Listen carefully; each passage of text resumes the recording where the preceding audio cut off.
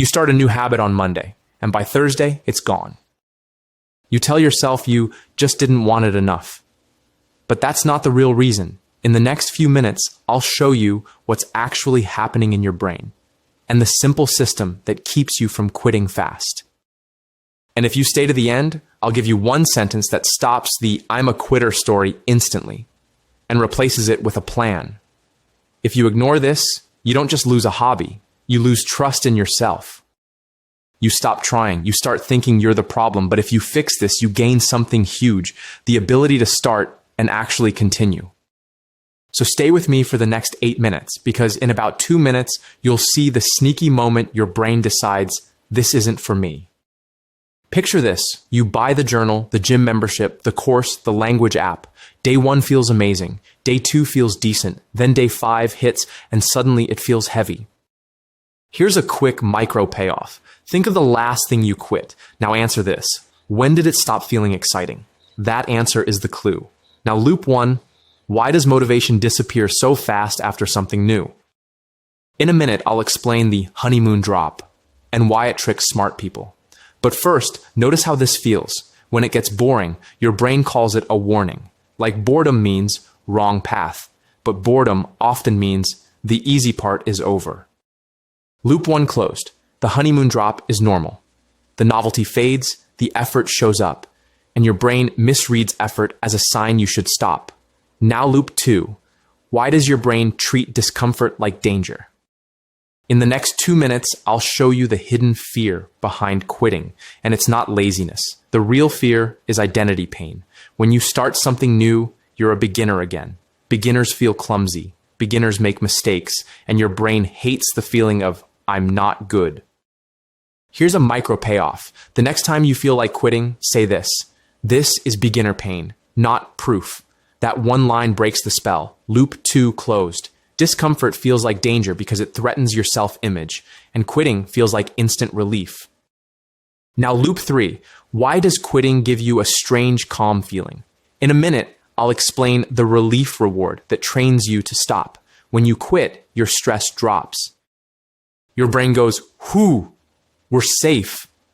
That relief becomes a reward. So next time it gets hard, your brain wants the reward again. Micro payoff. Write this down. Quitting doesn't solve the goal. It solves the feeling. That's a big difference. Loop 3 closed. Quitting feels good for a moment, and your brain learns to chase that moment. Now here's what you lose if you ignore this. You keep restarting.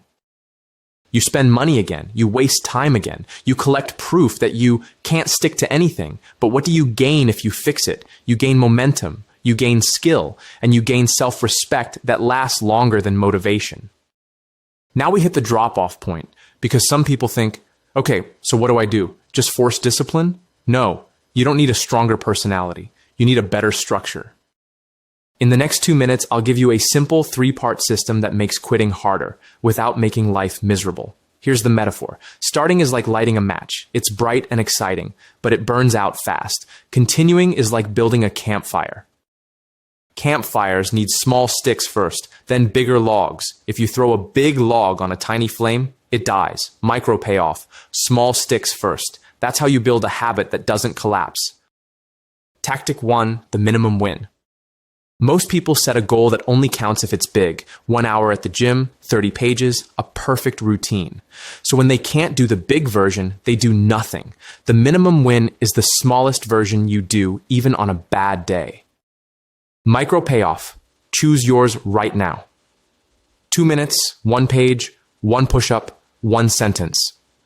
Your minimum win keeps the fire alive. Now loop 4. Why do you quit after 1 missed day? In the next 2 minutes, I'll show you the trap called the broken chain. You miss 1 day, and your brain says, it's over. But 1 missed day isn't failure. It's normal life. Micro payoff rule. Never miss twice. If you miss today, the only goal is to show up tomorrow, even for the minimum win. Loop 4 closed. You quit after 1 miss because your brain turns a small slip into a full identity story. Tactic 2, the 2-track plan. This is where most people finally stop the start-stop loop. You need 2 tracks, 1 for excitement and 1 for consistency. Track A is exploration. You play, you try, you watch, you learn. Track B is reps. Reps are boring, but reps build skill. Micro payoff. Set a timer. 10 minutes explore, 10 minutes reps. That balance keeps you interested and progressing. Now loop 5. How do you know if you're quitting because it's wrong or quitting because it's hard? In a minute, I'll give you a 3-question test that makes it clear. But first, notice this. Your feelings change faster than your values. A bad day can make a good goal feel pointless. That's why you need a test, not a mood. Micro payoff. If you want to quit, don't decide in the moment. Write it down and wait 24 hours. Loop 5 closed. And here's the test. Question 1. Am I tired, hungry, stressed, or embarrassed? If yes, don't decide today. Question 2. Do I still care about the value behind this? Health, freedom, skill, confidence? If the value is still true, keep going smaller. Question 3. If I were already good at this, would I still want it? If yes, it's a skill problem, not a purpose problem. Now it's time for myth versus truth, because quitting is full of lies that sound smart. Myth 1. If it was meant for me, it would feel easy. Truth. Easy is often just the first week. Myth 2. I need passion to keep going. Truth. Passion often shows up after progress. Myth 3. Other people are just more disciplined. Truth. Most consistent people use systems, not super willpower. Tactic 3. The 14-day contract.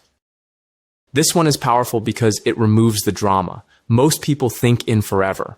I'm going to do this for the rest of my life. That pressure makes your brain rebel. So instead, you make a short contract. I will do the minimum win for 14 days, no matter what. Micro payoff. Pick the start date today. Put it in your notes. 14 days is short enough to be doable and long enough to build proof. Now loop 6. Why do you keep chasing new goals instead of finishing old ones? In the next 2 minutes, I'll explain the fresh start high and why it's addictive. Starting something new gives you instant identity. You feel like a new person before you do the hard work. That feels amazing, but it's a trick. Micro payoff line. New plans feel like progress, but only reps change you. Say it when you want to switch. Loop 6 closed. You chase new goals because the fresh start high is fast and the boring middle is slow. Now we're in the final push. Stay with me for this. Because in about 1 minute, I'll give you the strongest takeaway. The one sentence that stops you from making quitting means something about you, and it also tells you what to do next, clearly. This is education, not medical advice. Here's the strongest takeaway. You don't quit because you're weak. You quit because your plan is too big for your current flame. So here's the sentence. I don't need more motivation. I need smaller reps. Read it again in your head. I don't need more motivation. I need smaller reps. That line turns shame into strategy. Now let's recap. Fast and useful. 1. Expect the honeymoon drop. Boredom is not a warning. It's the next level. 2. Use the minimum win. Keep the fire alive on bad days. 3. Never miss twice. 1 miss is life. 2 misses is a pattern. 4. Use the 2-track plan. Explore for interest, reps for skill. 5. Use the 3-question test before you quit. Don't decide inside a mood. 6. Do the 14-day contract. Short, calm, repeatable. Here's your 24-hour challenge. Pick one goal you keep restarting. Make your minimum win so small it feels almost silly. Then do it tonight, even if it's ugly. Then comment one thing. What's your minimum win? It might help someone else stop quitting too.